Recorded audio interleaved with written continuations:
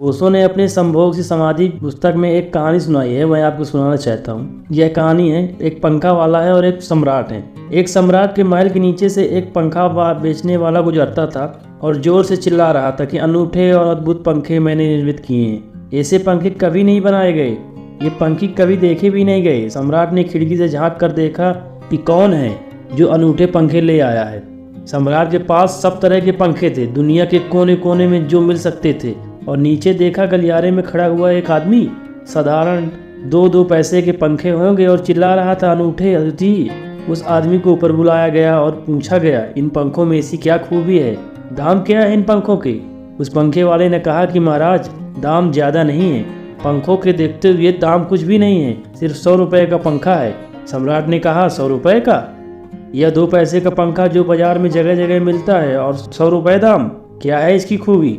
उस आदमी ने कहा, यह पंखा 100 वर्ष चलता है, 100 वर्ष के लिए गारंटी है, 100 वर्ष से कम में खराब नहीं होता है। सम्राट ने कहा, इसको देखकर तो ऐसा नहीं लगता कि सप्ताह भी चल जाए पूरी तरह। धोखा देने की कोशिश कर रहे हो, सरासर बेईमानी, और वह भी सम्राट के सामने। उस आदमी ने कहा, आप मुझे भली भांति जानते हैं, इसी गलियारे से मैं रोज पंखे बेचता हूँ, 100 रुपये दाम है और 100 वर्ष न चले तो जिम्मेदार मैं हूँ, रोज तो नीचे मौजूद होता हूँ। फिर आप सम्राट हैं, आपको धोखा देकर जाऊंगा कहाँ? वह पंखा खरीद लिया गया।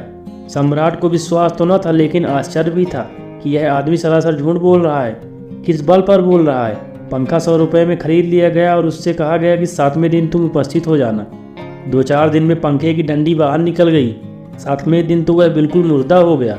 लेकिन सम्राट ने सोचा, शायद पंखे वाला आएगा नहीं। लेकिन ठीक 7वें दिन वह पंखे लेकर हाजिर हुआ और उसने कहा, कहो महाराज। उन्होंने कहा, कहना क्या है, पंखा पड़ा हुआ है टूटा हुआ, 7 दिन में ही इसकी गति हो गई है।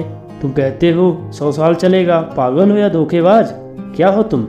उस आदमी ने कहा कि मालूम होता है आपको पंखा झलना नहीं आता, पंखा तो 100 साल चलता ही, पंखा तो गारंटीड है। अब पंखा जलते कैसे थे? सम्राट ने कहा, और भी सुनो, अब मुझे यह भी सीखना होगा कि पंखा कैसे जलते हैं। उस आदमी ने कहा, कृपा करके बताइए कि पंखा आप कैसे जलते थे जिससे इसकी गति 7 दिन में ऐसी हो गई। किस भांति पंखा किया आपने? सम्राट ने पंखा उठा दिखाया, इस भांति मैंने पंखा किया। तो उस आदमी ने कहा, समझ गया भूल आपकी, इस तरह नहीं किया जाता पंखा।